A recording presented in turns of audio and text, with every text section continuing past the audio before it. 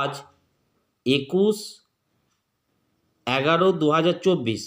আজ কিন্তু আমাদের শিক্ষা দপ্তর থেকে জানিয়ে দেওয়া হলো যে আমাদের যে Swami Vivekananda merit cum scholarship আছে, সেই স্কলারশিপের অ্যাপ্লাই করার জন্য আজকে থেকে কিন্তু ওয়েবসাইটটি ওপেন করা হয়েছে।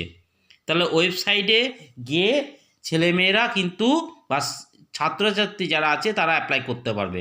প্রথমে জানতে হবে যে কারা অ্যাপ্লাই করতে পারবে। মাধ্যমিকে যারা 60% পেয়েছে এবং 11-এ পড়ছে তারা কিন্তু এই ফ্রেশ হিসাবে অ্যাপ্লিকেশানটা করতে পারবে। আচ্ছা, যারা 12-এ পড়ছে তারা কি করবে? তারা রিনিউয়াল করবে। তারা যদি 11-এর পরীক্ষায় 60% পায় তারাই কিন্তু এই রিনিউয়ালের জন্য কিন্তু যোগ্য।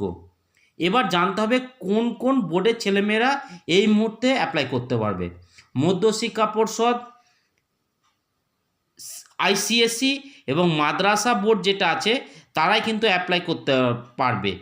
কিন্তু এই মুহূর্তে সিবিএসসি থেকে যারা পাস করেছে সেই সমস্ত ছাত্রছাত্রী কিন্তু অ্যাপ্লাই করতে পারবে না। কাজেই তাদের জন্য এই মুহূর্তে স্টপ আছে। হয়তো পরবর্তীকালে নোটিফিকেশান হবে, তারা হয়তো অ্যাপ্লাই করতে পারবে, কিন্তু এই মুহূর্তে সিবিএসসি স্টুডেন্টরা কিন্তু পাস করেছে তারা কিন্তু অ্যাপ্লাই করতে পারবে না। বাকি যে 3টে বোর্ডের কথা বলা হয়েছে তারা কিন্তু অ্যাপ্লাই করতে পারবে।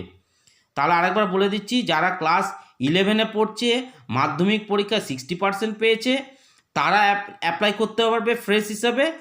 আর যারা 12-এ পড়ছে তারা কিন্তু 60% 11-এ পেলে তারা অ্যাপ্লাই করতে পারবে। এবং এই অ্যাপ্লাই আজকে থেকে শুরু হয়ে গেছে। এরপরে স্কুল এন্ড থেকে যে নির্দিষ্ট গাইডলাইন আছে সেই গাইডলাইন মেনে কিন্তু এটার ভেরিফিকেশান করতে হবে। তা যারা অ্যাপ্লাই করতে চান বা চাও তারা কিন্তু অবশ্যই অ্যাপ্লাই করে দাও এই স্বামী বিবেকানন্দের জন্য। এটা কিন্তু আমরা অলরেডি একটু লেট